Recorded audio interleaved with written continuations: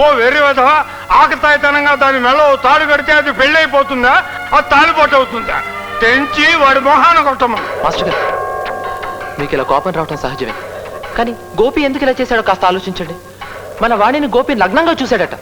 ఈ విషయం రేపు నలుగురికి తెలిస్తే దానికి పెళ్ళి అవుతుందా? అందుకే మన పరువు కాపాడటం కోసం ఇలా చేశాడు మాస్టర్ గారు. అయ్యో, నగ్నంగా చూశాడా? అలాంటప్పుడు అమ్మాయిని ఇంకెవరు పెళ్లి చేసుకుంటారు? అయ్యో అయ్యో వాణి, అది కాదు వాణి, అది అంత అబద్ధం. నేను వాణిని చూసేసరికి బట్టలన్నీ వేసేసుకుంది. బట్టలు లేకుండా వాణిని చూశానంటే నాకు ఇచ్చి పెళ్లి చేస్తారని తోటోళ్ళంతా చెప్పారు. అందుకే అలా చెప్పాను. మా అమ్మ మీద ఒట్టు. కావాలంటే వాళ్ళని అడుగు. వెంకు చెప్పరా. అబద్ధం చెప్పేశారే, మరి దాని మీద తాళెందుకు కట్టావురా? అది రవణ్య కట్టమన్నాడు. ఏమిటా మాటలు?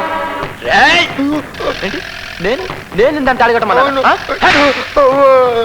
రవణ్య, నువ్వే కదా నిన్న రాత్రి తాడు చేతికిచ్చి ఎవరు చూడకుండా వాడి మెడలో కట్టేస్తే వాడిని నీ పెళ్ళం అయిపోతుంది. ఆ తర్వాత ఎవరు ఏమనరాను. వాడిని అంటే నాకు బోల్డ్ ఇష్టం, నీకు తెలుసుగా. అందుకని ఎప్పుడైనా చేశాను. వాడి కొట్టదని చెప్పాడు. వాడిని నువ్వు తప్పుకో. అబద్ధాలు చెప్పిన వాడు నాలుగే చీరేస్తాను.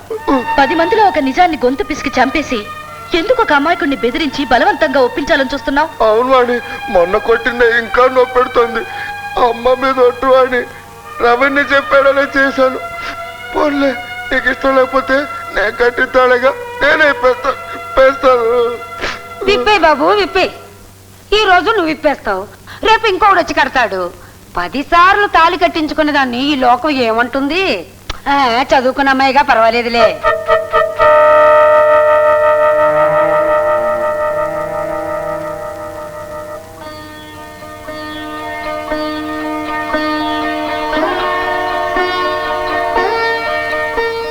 అత్తయ్య, మమ్మల్ని ఆశీర్వదించావు.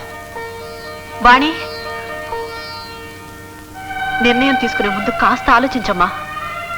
పెళ్ళి అనేది జీవితంలో ఆఖరి కలయిక కాదమ్మా.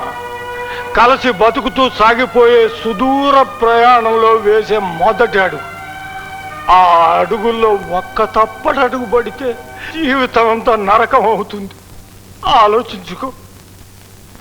నాన్న, వీళ్ళంతా పథకం ప్రకారం ఒక చేతకాని వాణ్ణి, తెలివి తక్కువ వాణ్ణి నాకు అంటగట్టారు.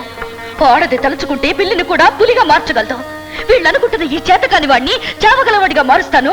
కుక్క కాటుకు చెప్పుదబ్బన్న సామెతను నిజం చేస్తాను.